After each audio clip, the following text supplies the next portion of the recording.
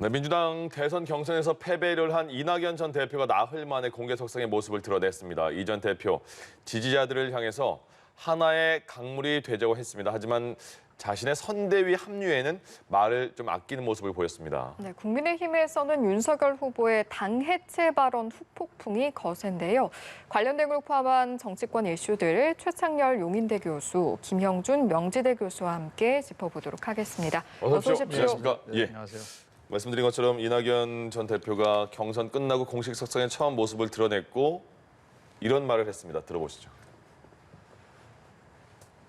오늘로 여러분의 꿈을 향한 여정이 끝났다고 생각하지 마시기 바랍니다. 민주당의 정신, 여러분이 지켜주셔야 합니다. 다시 우리는 하나의 강물이 되어야 합니다. 저건 아닌데 싶은 일들이 벌어져서 제 마음에 좀 맺힌 게 있었습니다. 동지들에게 상처 주지 마셔야 합니다.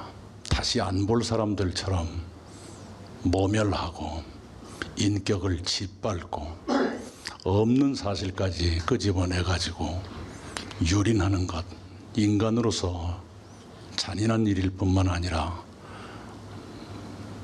정치할 자격이 없는 짓입니다. 네, 오늘은 더 드릴 말씀이 없습니다. 중간에 들으신 것처럼 마음에 좀 맺힌 게 있다. 그리고 그런저런 설명을 한 다음에 그런 사람은 정치할 자격이 없다까지 표현을 했습니다. 어떤 마음일까요? 워낙 뭐 경선을 하면은 지금 국민의힘도 마찬가지인데 주자들끼리 어떤 때는 그야말로 선을 넘는 것 같은 발언도 많이 오고 가고 이러잖아요. 네. 민주당 경선도 뭐 그런 면이 많았죠. 특히 이른바 이제 명락대전 이란 말이 나오고 예. 명추연대, 추라는 건 추미애 전 장관을 얘기하는 건데 그런 얘기가 나올 정도로 추미애 후보가 이낙연 후보 공격을 많이 했어요. 그리고 이제 이낙연 후보가 총리 시절에 여러 가지 일들을 좀 어떤 면에서 과도하게 이제 비틀려서 얘기한 측면도 있었던 것 같아요. 네.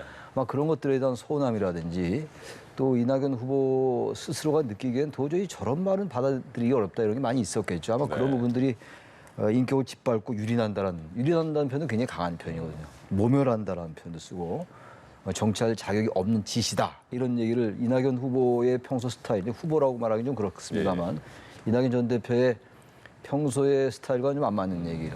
그만큼 이제 민주당의 경선이 치열했던 면도 있습니다만 네.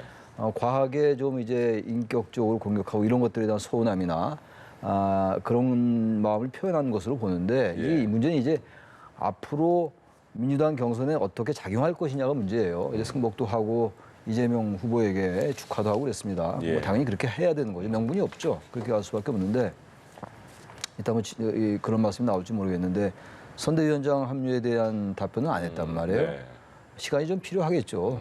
지금 이낙연 후보가 경선 과정에서 이재명 후보에게 이 대장동 의혹 사건에 대해서 상당히 비판적이었거든요. 네. 엄중하게 지켜보고 있다면 넘어서 제보가 있기도 하다 뭐 서른 의원의 얘기였습니다만 근데 그런 얘기를 하다가 갑자기 선대위원장을 물론 승복했다고 해서 하루 이틀 며칠 만에 바로 선대위원장 합류한다, 승복한다.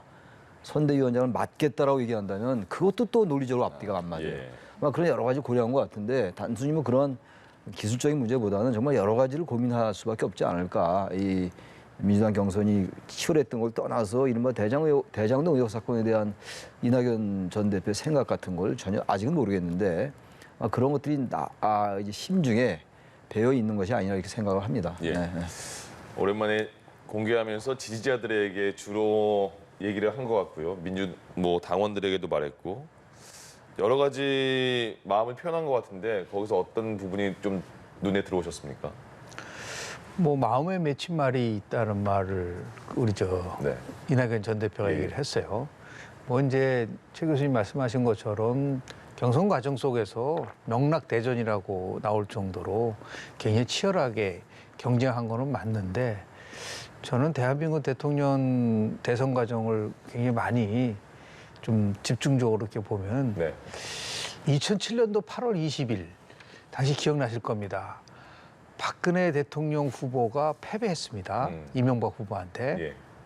1.5%포인트 차이로 졌어요.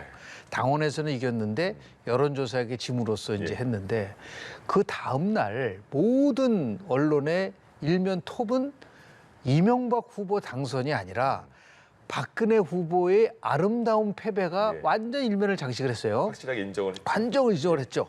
깨끗하게 경선 결과에 승복한다고 얘기를 했고 경선 과정의 모든 일을 잊어버리자라고 해서 그 굉장히 어려운 말을 한 거죠.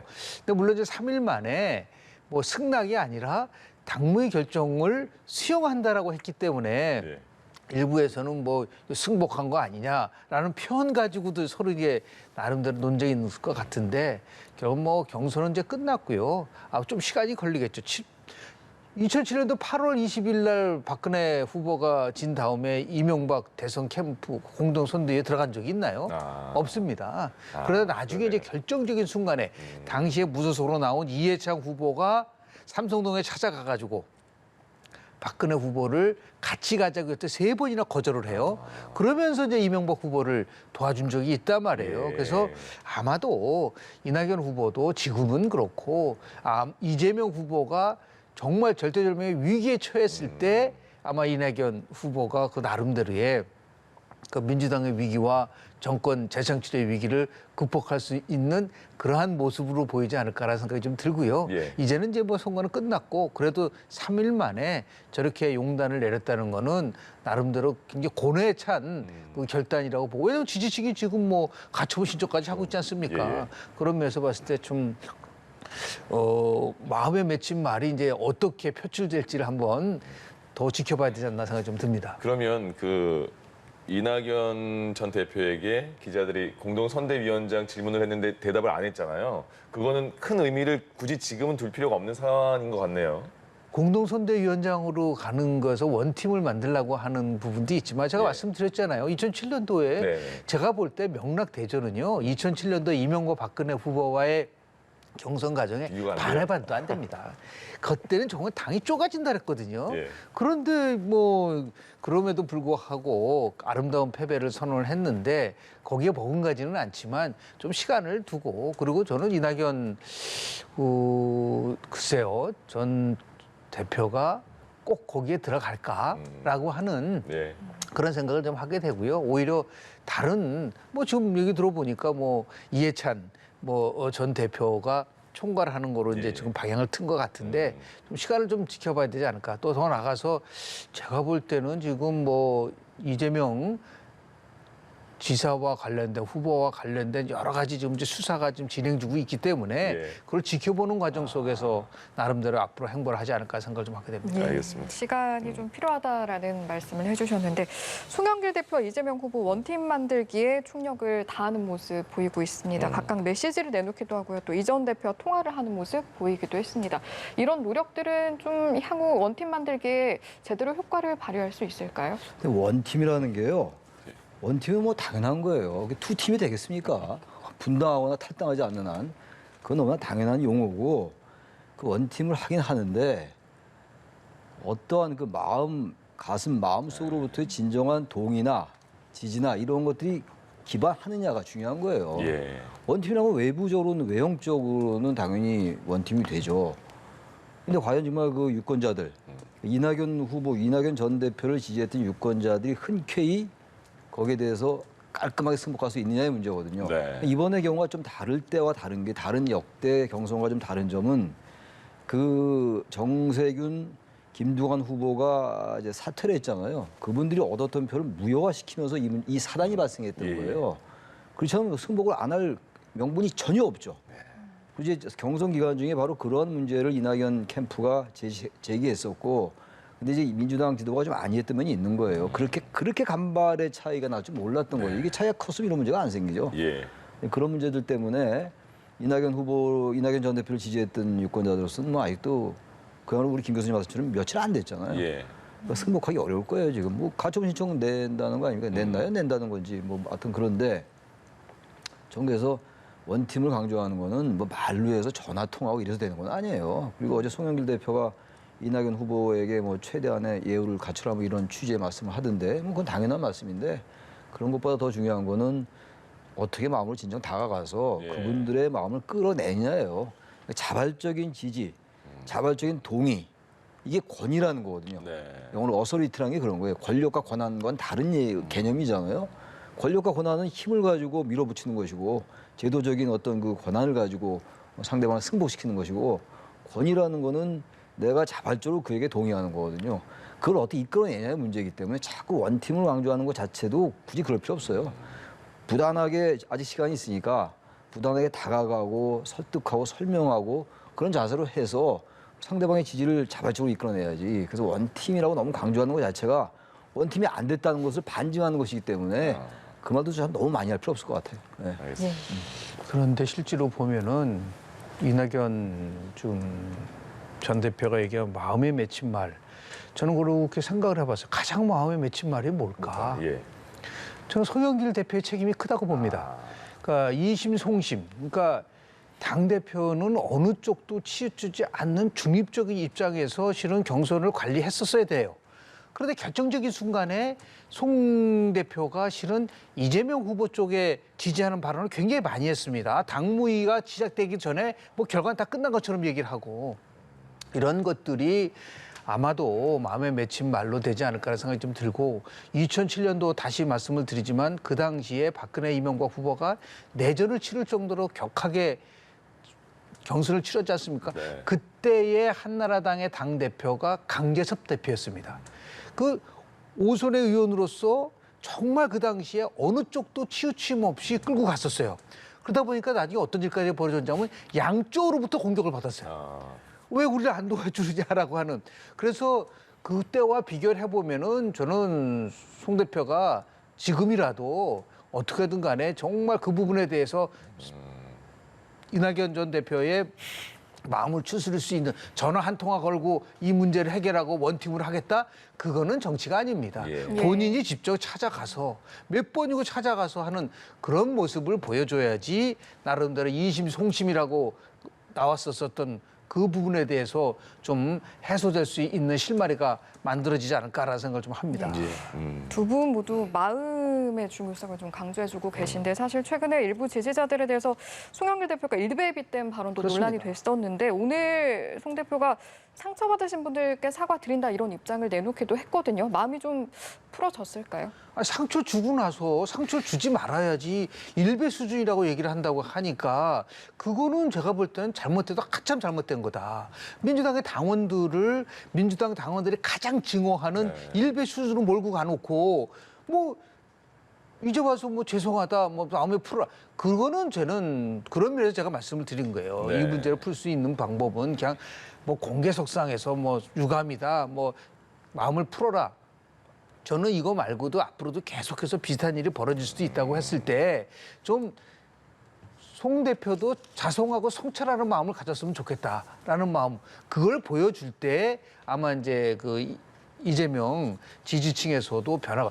왜냐하면 최근 조사를 보면요, 이재명 후보와 윤석열 후보, 홍준표 후보랑 양자 대결했을 때 우리 이낙연 지지층들의 상당한 숫자가 윤석열 그리고 홍준표 후보로 지지한다는 조사 결과들이 나오잖아요. 네네. 이걸 바로 막기 위해서라도 송 대표는 훨씬 강도 높은 정말 행동으로 보여줄 수 있는 진심이 어린 그런 나름대로의 사과가 또 그리고 행동이 필요하지 않을까 생각을 좀 합니다. 말씀하신 그 여론조사가 나왔더라고요. 그러니까 이낙연 전 대표 지지자 중에 그러면 이재명 후보 쪽으로 가겠냐 이렇게 확인하는 그런 그 조사였는데 이낙연 전 대표 지지자 중에 14%만 같은 당의 이재명 후보를 지지하는 거예요. 그리고 나머지 많은 수치입니다. 40%는 국민의 이낙연 후보 지지했는데 그 중에 40%는 이낙연 후보 없으니까 국민의힘 윤석열 후보 택하겠다 이렇게까지 나오고 있는 상황이에요. 그러니까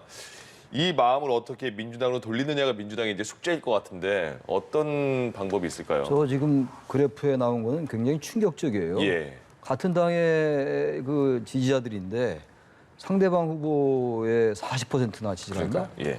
그렇게 해가지고 민주당이 이길 수가 없죠. 근데 아마 저렇게 되지는 않을 거예요. 근데 지금은 예. 직후라서 바로 마음이 좀 많이 상한 그리고 느낌일까요? 지금 이제 뭐 여기서 말씀을 나누고 있습니다만 그런 여러 가지 요인이 이제 가시지가 않았죠. 근데 이제 그러니까 이번 대선이 어느 대선이나 그런 게 있는데 네. 내가 좋아하는 후보가 당선이 안 되면 같은 당에서 차라리 다른 당 후보를 찍는 이런 그러니까 최악을 피하는 이런 선거가 많이 자꾸 되는 것 같아요. 네. 이 정부에. 최고는 못 뽑아서 최선은 못 뽑더라도 차선을 뽑는 선거가 되는데 이번 선거의 뭐 전반적인 프레임 같은 거 이런 거 보면은 좀 이렇게 최악을 피하는 선거 같은 그런 느낌이 자꾸만 들어요.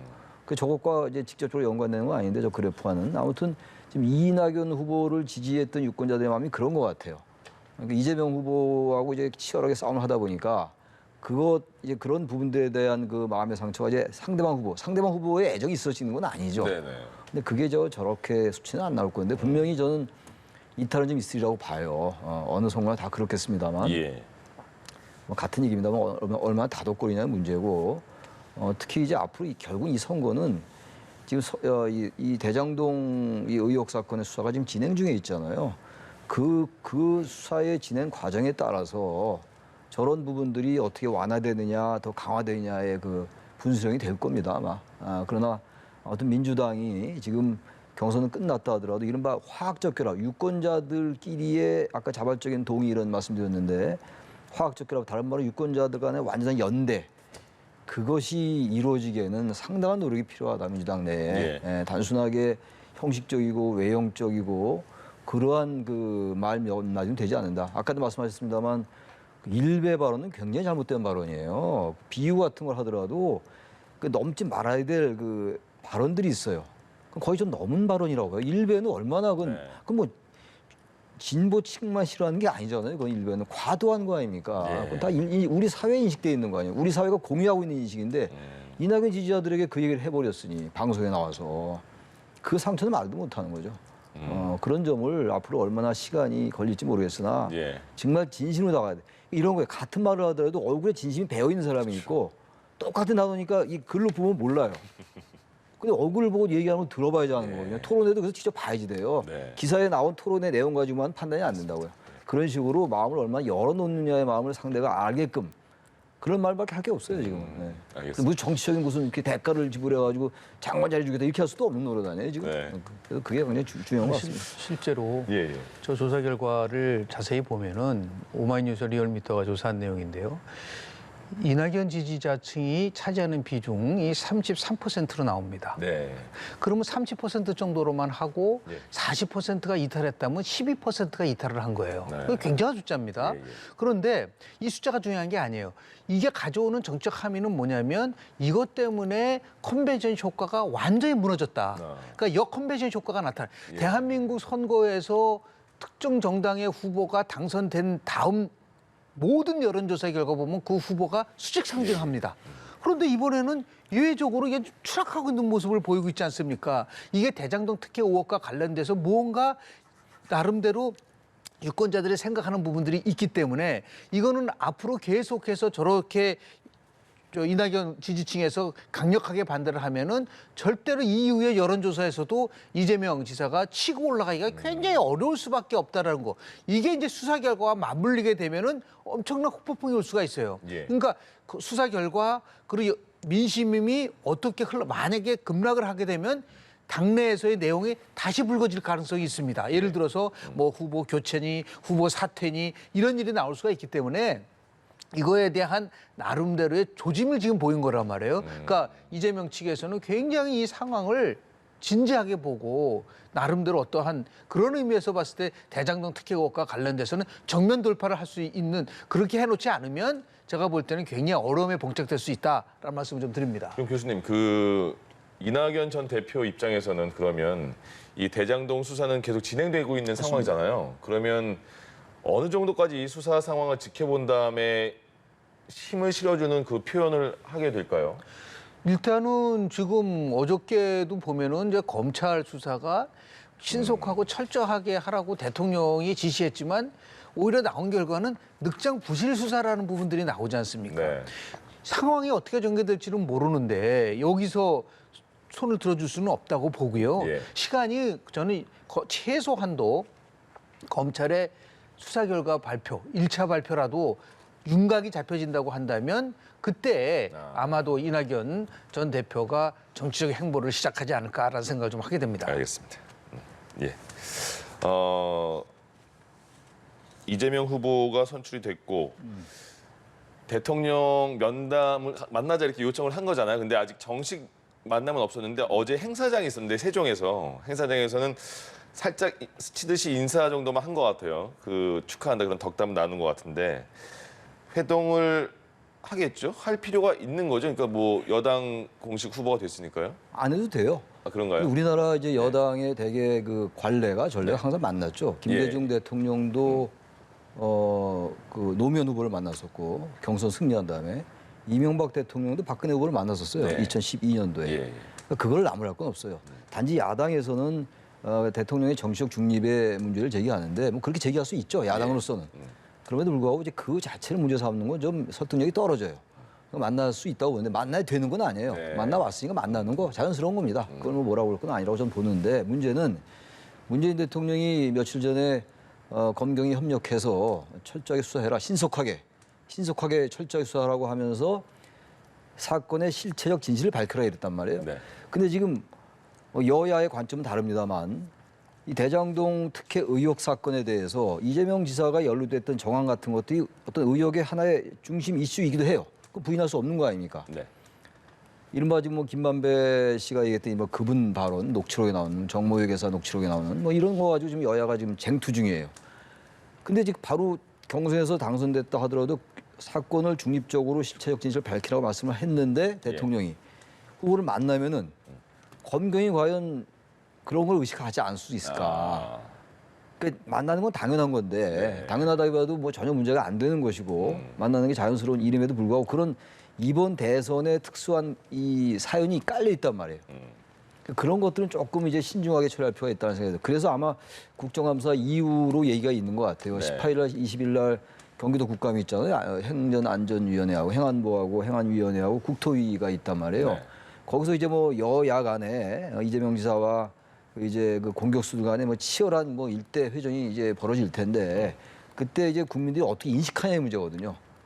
이런 것들은 정말 수사는 수사대로 진행됩니다만 유권자들이 야 이게 이런 건가 봐라고 인식이 어떻게 확산되냐의 문제라고요. 네. 그거를 보고 결정할 것 같은데 아마 만나긴 만나겠죠. 근데 예. 대통령으로서는 아무튼 완벽하게 중립을 취하기는 어렵고 대통령이 여권이니까 예. 여당 세력이 지금 정권을 잡고 있는 것이니까 이론적으로는 완벽하게 정치적 중립을 취하는 게 맞는데 사실 대통령이 후보를 만난다는 자체도 정치적 중립은 아니거든요. 사실 그건 야당 후보도 만나야 돼요. 나중에 대선 근데 그렇게 안 하니까 제가 몇 번 말씀드립니다만 그걸 문제 삼지는 않는 건데 예. 이런 대장동 의혹 사건 때문에 그런 것들에서 좀 여권 내부에서 청와대 핵심이나 이런 분들이 좀 생각을 깊게 할 필요는 있겠다. 그 야당이 오히려 또 공격의 비밀을 제공할 수 있는 거거든요. 예. 이 대장동 사건 때문에 그렇다는 겁니다. 알겠습니다. 지금 그럼 여러 정황을 주위의 상황을 봤을 때 대통령이 이재명 민주당 후보를 만나는 거는 좀 부담스러운 상황일까요?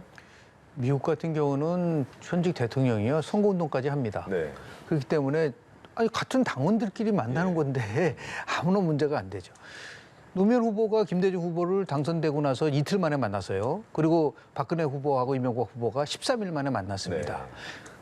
뭐 언제 만났느냐가 중요한 게 아니고 두 가지 면에서 굉장히 신중할 필요가 있다고 좀 보잖아요. 예를 들어서 대통령은 지금 신속하고 철저하게 수사를 하고 진실을 밝히라고 얘기를 했는데 지금 대장동 의혹과 관련돼서 연루 정황이 포착된 건 아니지만 지금 공격을 받고 있는 당사자를 만난다고 굳이 그게 만날 필요가 뭐가 있나요? 네. 그렇게 따지면 그거는 저는 청와대 대통령한테도 실이 전혀 득이 없고 그리고 이재명 후보 만나고 나서 그럼 그다음에 뭐 어떤 얘기가 신문에 날까요? 그 내용이 그럼 뭐 1시간, 2시간 만났다고 한다면 핵심은 전부 다 그쪽으로 갈 텐데 네. 그런 거 없이 뭐 대한민국의 미래에 대해서 뭐 얘기하면 그건 또 다시 선거법 위반에 걸릴 수가 있는 거예요. 대통령이 선거 중립을 지켜야 되는데 집권당의 대표 저 후보랑 만나가지고 뭐 미래에 관련된 얘기도 하고 했다고 하면 그게 보이지 않는 선거 중립을 훼손하는 게 아니냐는 또 공격을 받을 수 있기 때문에 네.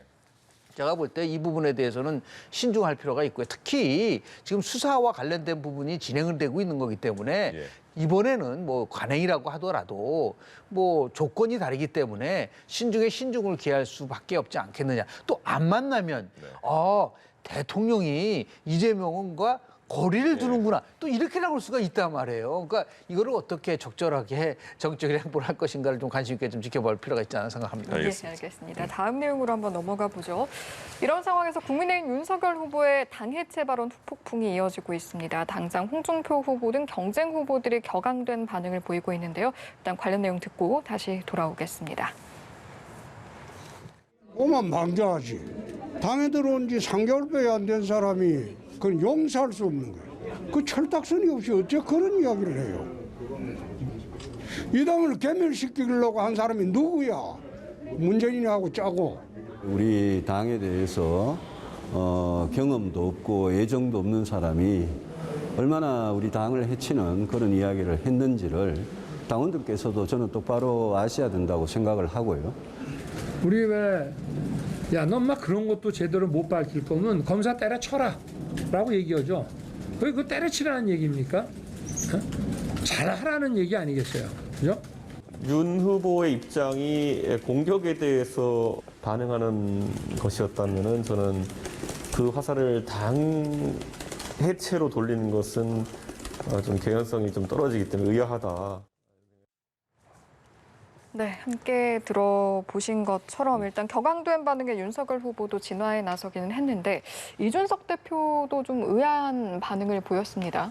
저 부분은 아까 이제 윤석열 후보가 뭐 해명 아닌 해명을 했잖아요. 네. 잘 맞지 않는 해명이에요. 그런 것과 비유하기는 좀 맞지 않는 것 같고 물론 이 뜻은 그런 뜻이겠죠. 왜 이렇게 당에 들어오라서 들어왔는데 예. 사람을 이렇게 못 살고 근데 그거 모르고 들어왔나요? 정당이라는 데가 어떤 데입니까? 경선이라는 절차가 남아 있는 것이고 예. 어차피 완전히 다 추대해가지고 후보로 만들지 않는데 어떻게 돼요? 당연한 거지. 들어오지 말든가. 근데 뭐 저런 얘기를 할 수 있는데 그 용어가 정신머리, 뭐 당을 없애는 게 낫다. 이게 모든 게 야당도 그렇고 여당도 그렇고 우리나라 정치인들은 이 발언이라는 거를 윤석열 후보는 지금 정치인이 된 지 몇 달 안 됐잖아요. 네. 그 정치인의 문법을 너무 빨리 배워가고 있는 건지 말이죠. 막말, 망언 이런 말이 얼마나 많아요. 옛날부터 여야 가릴 거 없이 예. 진영을 넘나들면서 말이죠. 네. 아까도 우리가 방금 얘기했잖아요. 여기서 뭐 일베 얘기 그러면 좋지 않다 이런 말씀 드렸잖아요. 여야 가릴 게 없어요 지금도. 그래서 저는 저 말은 후폭풍이 이렇게 금방 가라앉지 않을 것 같아요. 지금 오늘 뭐 지금 홍준표 후보하고 윤 후보하고 지금 저녁에 그 1대1 토론 마스 토론 있잖아요. 있습니다. 예. 거기서 뭐 이 얘기가 많이 나올 것 같은데. 그래서 이거 당 해체 이런 말에 대해서 그래서 어떻게 대처해야 될지 윤 후보 네. 측에서 너무 앞서 나왔어요 발언이. 그 당에 들어온 지 얼마 안 되고 그런 것들에 대한 불만이 잔뜩 있는데 타 주자들이. 근데 그런 얘기를 했으니 얼마나 그 이제 공격할 빌미와 소재가 되겠어요. 네. 홍준표 후보나 유승민. 그리고 제가 듣기 객관적인 입장에서 제가 들어도 다 굉장히 낯설게 들리거든요. 당을 해체하는 게 낫다. 그리고 정신머리가 어떻다 이런 얘기는. 일단 품격도 별로 없잖아요. 예. 우리가 품격 있는 토론을 해라. 그런데 또 하나 윤 후보가 제가 가만히 관찰해 보면 이 토론회에서는 말이 그렇지가 않은데 당원 지지자들 앞에서 말이 굉장히 거칠어지는 경향이 있더라고요. 예. 항상 그런 건 아닌데 조금 흥분한 경향이 좀 있어요. 그런 걸 조금 신중하게 좀 절제할 필요가 있을 것 같아요. 모든 게 말에서 나오는 거 아니에요. 네. 정치라는 게 말로 하는 거 아닙니까? 과거 일본의 사무라이들은 칼로 했지만 그건 아니잖아요. 예. 붓이나 말로 하는 건데 그 말을 자꾸만 저렇게 하면은 방어할 재간이 없어요. 저건 굉장히 큰 실수였고 앞으로 정말 저거는 진정으로 다가가면서 사과를 해야 될 것 같습니다. 네. 알겠습니다. 폭풍은 좀 더 이어질 것 같다라는 말씀이셨어요? 실제로 보면은 맥락상 보면은 몇 가지의 그 문제점을 지적할 수밖에 없어요. 그 실언이죠. 제일 첫 번째는 정당 정치에 대한 이해가 없다. 그러니까 정당이라는 게 무엇이고 정당이 어떻게 만들어지고 이런 데 대한 이해가 없으니까 마치 뭐 해체를 저렇게 쉽게 사실 그런 발언을 한 거잖아요. 그런 면에서 이제 정책 경륜이 굉장히 작다. 두 번째는 감정적 대응을 잘 못하는 것 같다. 아무리 공격한다 하더라도 이거를 오히려 되쳐나갈 수 있어야지만 좋은데 그런 부분들도 있고 또 하나 실생은 뭐냐면 11월 5일 날 투표는 당원 50%와 그리고 여론조사 50%인데 당원들의 지지를 못 받으면 윤석열 지금 전 총장은 굉장히 힘듭니다. 예. 그런데 당을 해체한다는 거는 그 구성원들에 대해서 굉장한 나름대로 자괴감을 주는 발언이었기 때문에 그런데 문맥상 보면 이렇게 말을 해야 되는 거죠. 정신머리가 없는 사람을 정치권에서 퇴출시키겠다. 이거는 맞죠. 자기 주장이 그렇다고 한다면 네. 그랬다고 퇴출되는 건 아니지만 그런데 벼랑간 정신머리 없는 거하고 당 해체하고 어떤 관계가 있는 거죠? 그런 면에서 봤을 때 제가 말씀드린 것처럼 최소한도 국회는 어떤 기능을 하고 정당은 어떤 기능을 하고 시민단체는 무엇이고 이런 정치 과정 속에서 움직이는 다양한 조직들에 대해서 최소한도 그 이해를 토대로 해서 당원을 존중하고 같이 함께 갈 수 있다는 애정이 훨씬 드러났어야 되는데 예. 오히려 반대로 가니까 굉장히 나름대로 이번 실언은 크게 그 실책으로 될 가능성이 좀 있다고 저는 봅니다. 예. 오늘 당장 하필 또 홍준표 후보랑 1대1 토론이 이제 잡혀 있어가지고 홍준표 후보도 토론회에서 혼내주겠다 이렇게 말을 했으니까요. 오늘 어떤 토론인지 기대가 됩니다. 윤석열 후보 이제 전 검찰총장 때 일이니까요. 전 검찰총장이 법무부를 상대로 그때 추미애 장관 시절에 징계 취소 청구를 냈고 그 다음에 효력정지 가처분 신청을 그 당시에 냈는데 그건 받아들여졌어요 그때요. 네. 근데 이번에 법원의 판단은 그래 그거 잘못된 거 아니야 맞고 징계도 너무 좀 약했어 그때가 이렇게까지 판결이 나왔습니다. 그러니까 윤석열 저기 지금 화면에 나오는데 예. 정치적 중립 훼손 저 부분은 받아들이지 않았어요. 네. 법원에 의해서. 예. 근데 주요 사건의 그 재판부 이른바 사찰 네. 그건 굉장히 큰 거였거든요. 근데 그걸 받아들인 거예요. 예. 그건 맞지 않는다라는 얘기고 지금 아까 말씀하신 것처럼 방금 나왔는데 정직이 아니라 면직을 했어야 된다는 얘기를 했잖아요. 징계가 가벼웠다. 그러니까 저 부분은 물론 이제 윤 후보 측에서 이제 항소를 한다고 하니까 받아들일 수 없다라고 얘기하긴 하는데 왜냐하면 그때 또 아까 말씀드린 가처분 신청은 받아들여졌거든요. 예, 법원에 예. 의해서. 근데 지금 재판은 지금 이게 그 추미애 장관 전 장관의 그 징계 처분이 정당했다 이런 얘기란 말이에요. 예. 그러니까 지금 윤석열 전 검찰총장이 정치권에 들어온 거는 가장 큰 명분은 추미애 장관 그리고 이 문재인 정권이 자신을 탄압했다라는 거 아니에요. 이렇게 부당하게 징계하고 정직 내리고 예. 그다음에 장관이 지휘권 발동을 하고 그런 것들에 대해서 그런 걸 명분으로 나온 거란 말이에요. 예. 검찰총장을 그만두고 그다음에 검찰총장 나온 다음에 이제 야당의 이른바 여러 가지 그 이제 부름 뭐 이런 것들에 의해서 이제 입당을 한 건데 네. 저게 이제 일단 1심이긴 합니다만 예. 저렇게 나오면 이제 명분이라면 정치 그래요. 명분과 실리 아니에요. 근데 네. 명분에서 굉장히 중요한 흠결이 초래가 되는 거죠. 예. 결과론적으로 말이죠.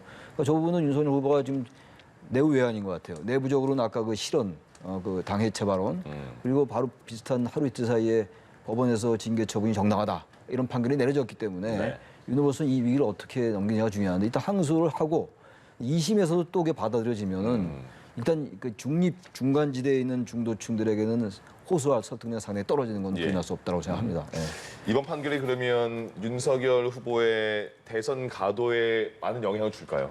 왜냐하면 뭐 이제 1심이니까요. 가처분 때와 지금 가장 큰 차이가 징계 절차가 정당했다는 거거든요. 그런데 가처분 신청 그때는 이 징계 절차에서 문제를 삼았는데 징계 절차가 정당을 했고 징계 사유도 대부분 인정을 했단 말이에요. 그럼 어떤 부분에 있어서 윤석열 전 총장은 두 가지 면에서 크게 당황스러운 거죠. 첫 번째는 뭐냐면 그러면서 법원이 뭐라고 판결을 했냐면 이게 중대한 비위라고 그랬어요. 정제 2개월 가지고 더 예. 심하게 얘기하면 조치를 취할 수 있다고 그러는데 그럼 중대한 비위를 범한 사람이 대통령이 될 수 있느냐라는 부분 속에 나오잖아요. 두 번째는 뭐냐면 윤석열 전 총장이 정치에 입문하게 된 명분을 상실하게 되는 거잖아요. 예를 들어서 본인에 대해서 아주 권력이 집중적으로 음해하고 그리고 박해를 했고 그래서 자기는 이런 표현을 썼잖아요. 3월 4일 날 사퇴를 하면서 자유민주주의와 법치가 바로 서는 나라를 만들까 했는데 네. 이번이 만약에 확정이 되면은 그런 자유민주주의의 법치를 훼손한 사람이 어떻게 법치를 바로 세울 수 있느냐라는 공격을 받을 수 있는 가능성이 크기 때문에 예. 정치적 명분에 대한 굉장히 그 어려움에 봉착될 수가 있기 때문에 이거는 뭐 2심 지금 10개월 걸렸지 않습니까? 네. 2심까지 가서 뭐 언제까지 끝날지는 모르겠지만 또 대법원까지 나오고 있기 때문에 네. 다만 1심이라도 나름대로 윤 총장이 갖고 있는 당스러움은 분명히 존재할 것이다라는 생각을 합니다. 예, 알겠습니다. 여기까지 듣도록 하죠. 지금까지 최창렬 용인대 교수, 김형준 명지대 교수와 함께했습니다. 두 분 고맙습니다. 고맙습니다. 네, 고맙습니다.